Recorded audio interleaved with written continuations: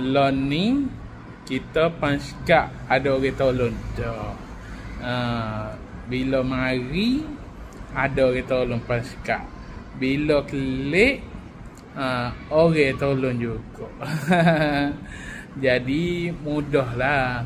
Kalau tidak nak naik tingkat 2, nak pergi panskak, lepas tu nak turun, nak jalan jauh, naik pula darjah 3. Jauh lah. Lepas tu nak jalan tu, Allah, kena jalan slow-slow. Jadi gitulah. Jadi ustaz tu kata tak apalah, duduk naik lalu kelah. Tak apa, biar dia panskak. Jadi mujulah. Allah, tapi kalau dia